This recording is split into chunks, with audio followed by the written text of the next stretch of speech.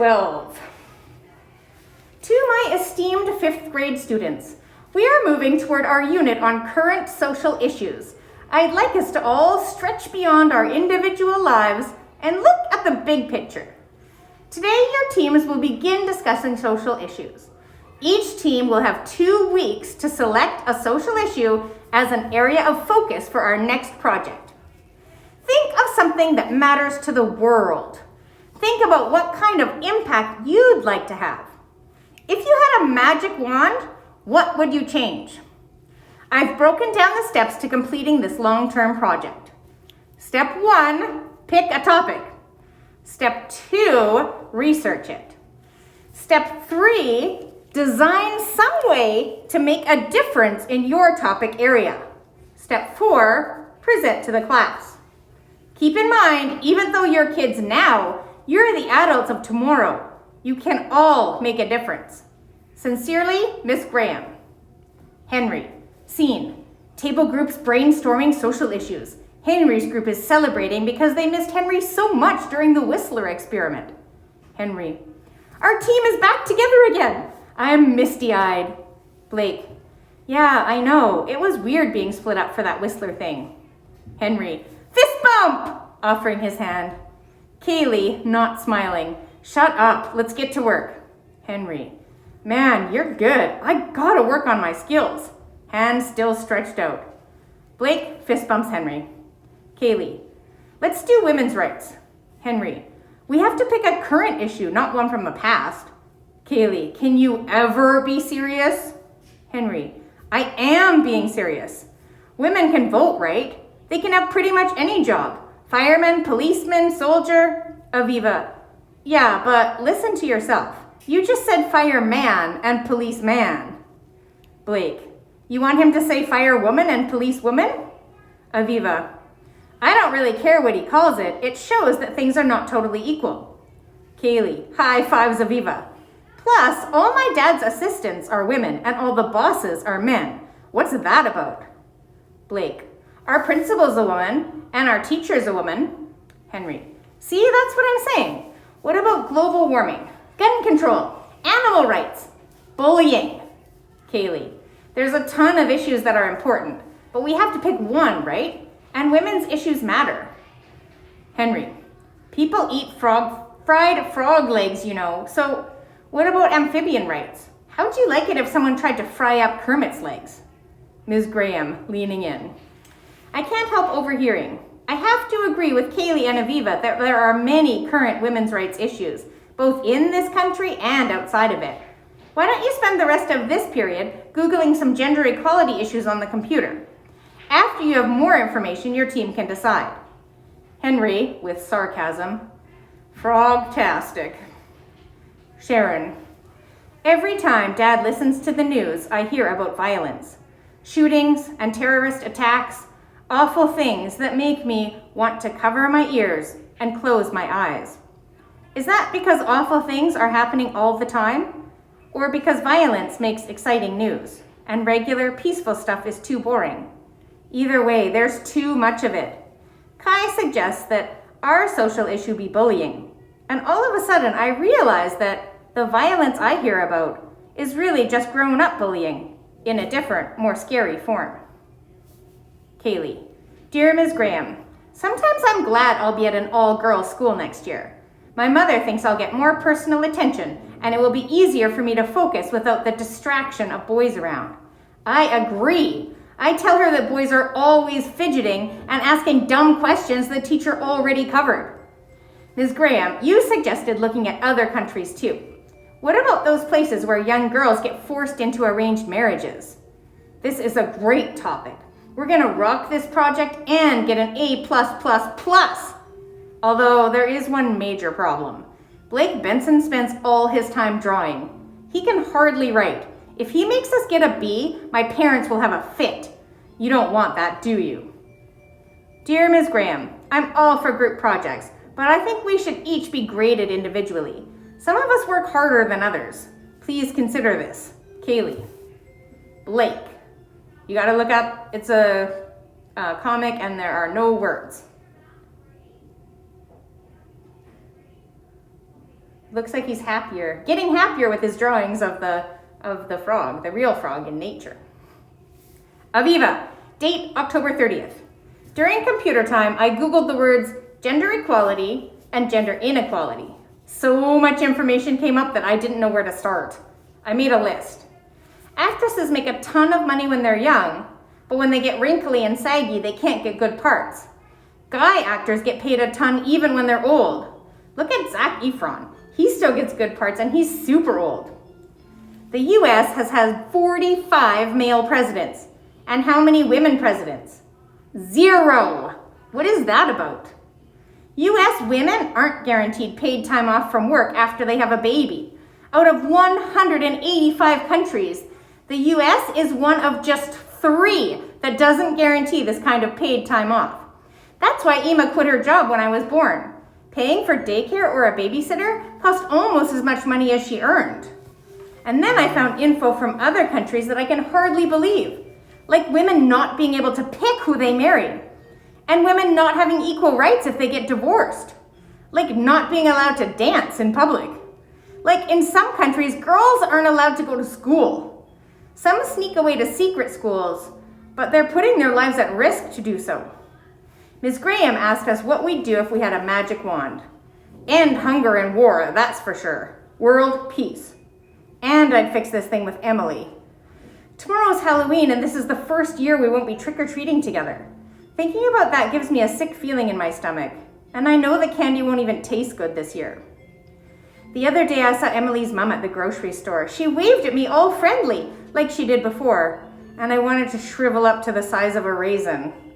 I thought she'd be angry with me for ditching her daughter. I'm angry with me. Cecilia. Hola, abuelita. Usually I let my thoughts spin tornadoes in my mind, but I keep them inside my mouth. Today Kai asked me what topic I wanted to pick. This time, my idea was right on the edge of my lips and I let it spill out. Poverty. People being homeless. I shared about how Prima Maria, Mommy, and I wrap Christmas gifts at the Sacred Heart homeless shelter in the city. We help deliver them. And every year, I'm surprised at how many children and families live there. Even kids our age. Last year, I talked to one of the little girls, and she said they'd lost their apartment when her mom had an accident and couldn't work for a few months. She was so sweet. I still think about her and wish I could have done more to help her. I hate that people have to live in poverty. How many people live right on that edge, where one accident or a lost job can push them into homelessness? I asked Mommy if that could ever happen to us, but she said because her Prima Maria lives near, we'd help each other out. Wow, I talked a lot. I probably said more in this conversation than I normally do in a week. Kai and Emily and Sharon looked at each other. And for the first time in my life, other kids chose my idea. It felt pretty awesome. Words to practice. Poverty equals pobreza. Homeless equals sin hogar.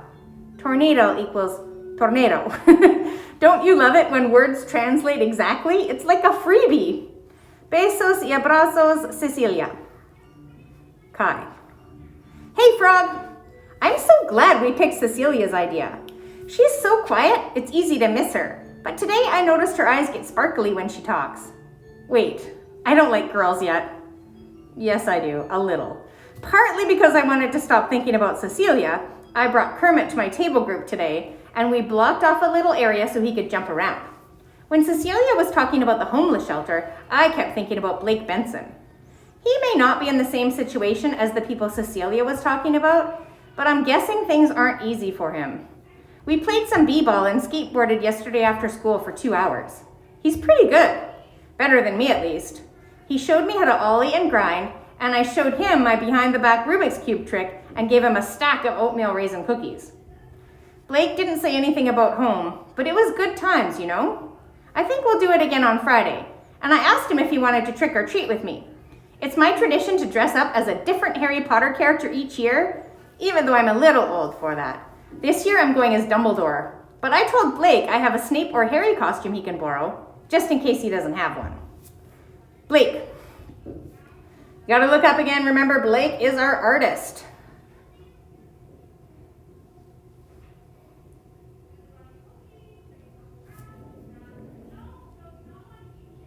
Chapter 13.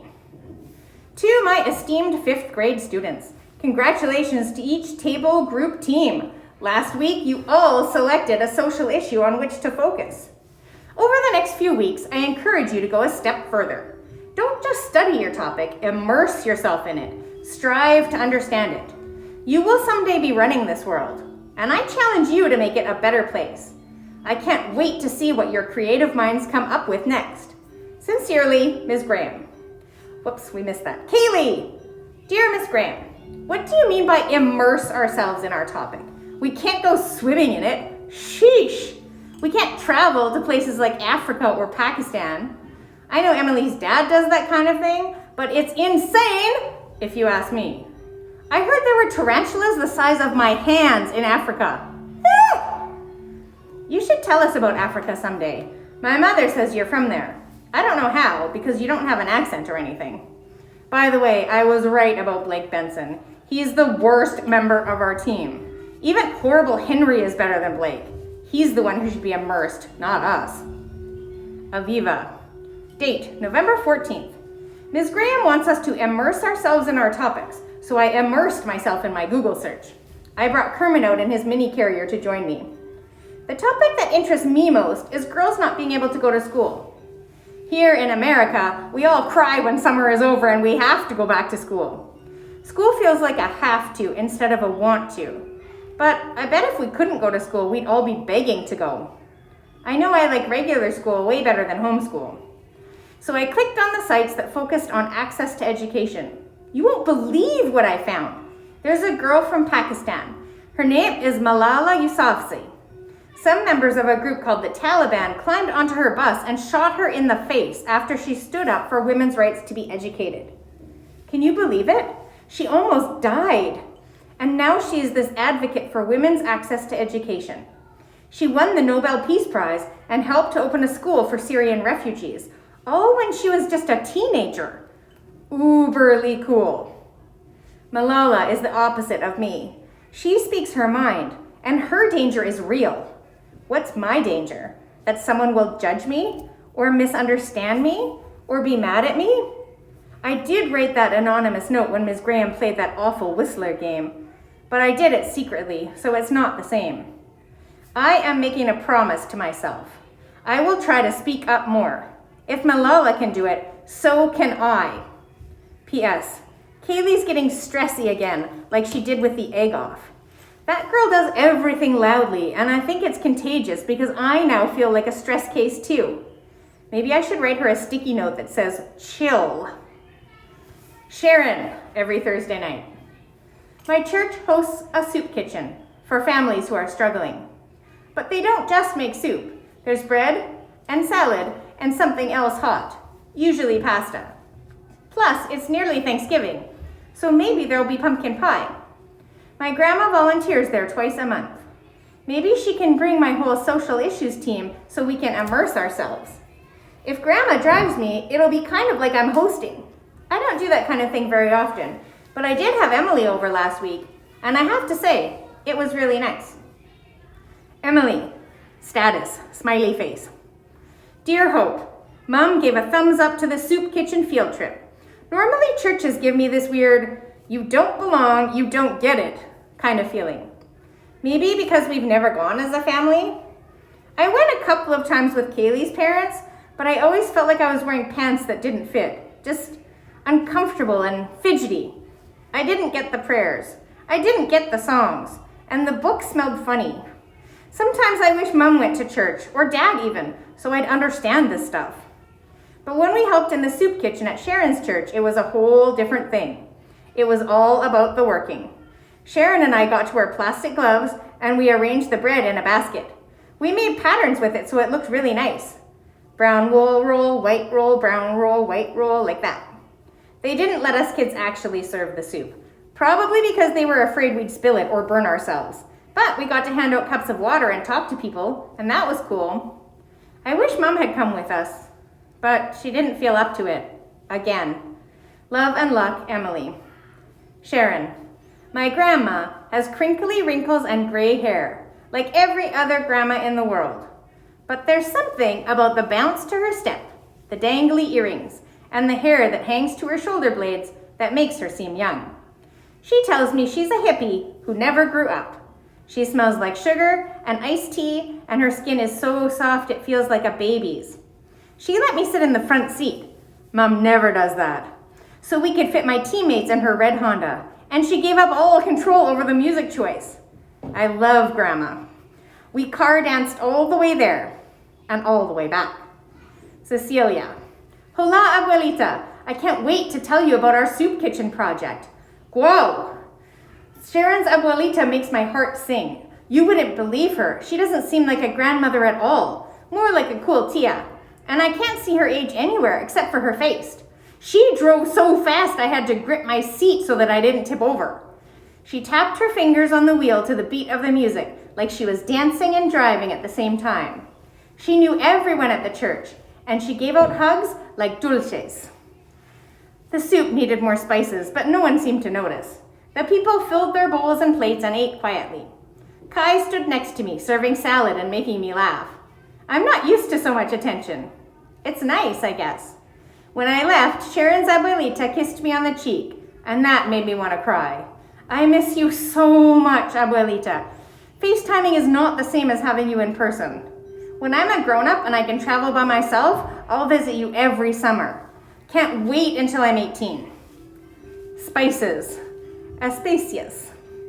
Besos y abrazos, Cecilia. Henry.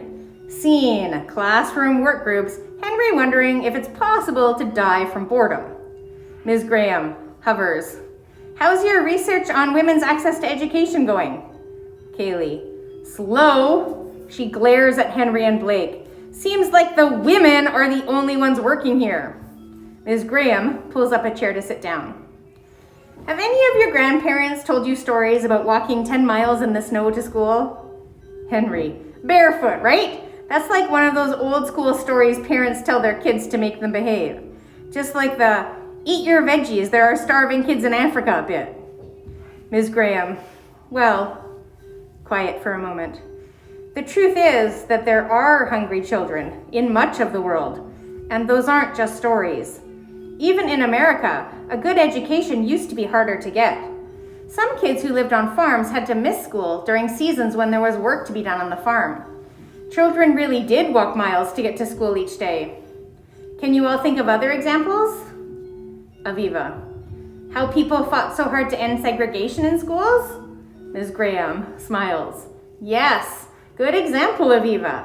And as you know from your research, in other countries, sometimes education for women is forbidden or just not accessible. I was born in a part of West Africa called Sierra Leone, and there weren't enough schools and teachers to educate everyone. Blake.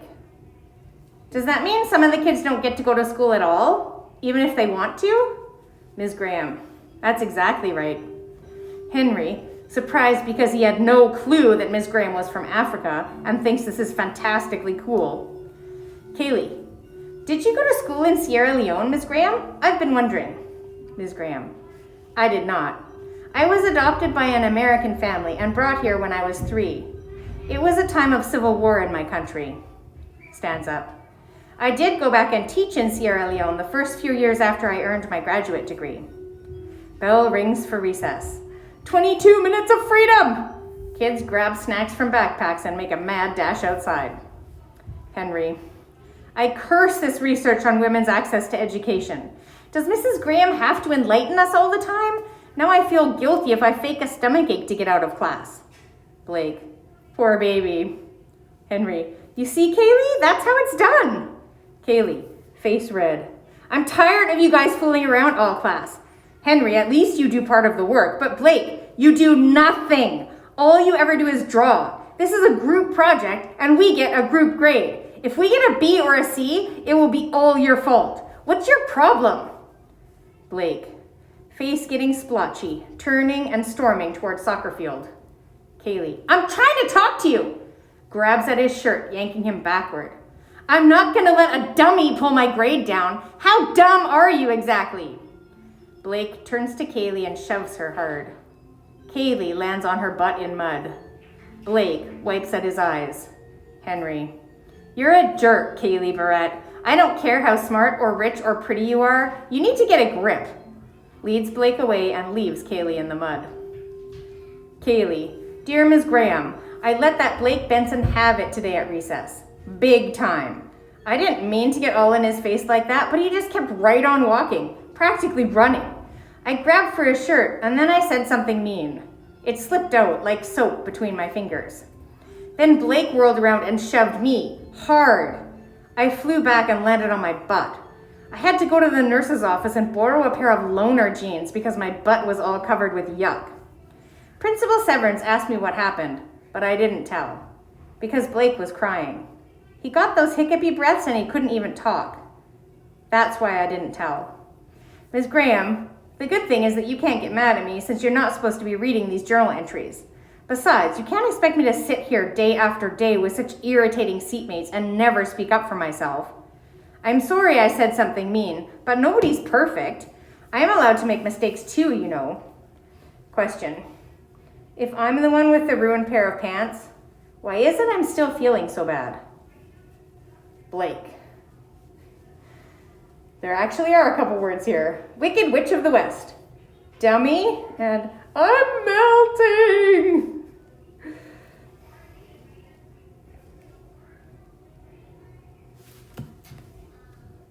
I want to see if we've been doing this. Yeah, that's good. Okay, we're going to stop here.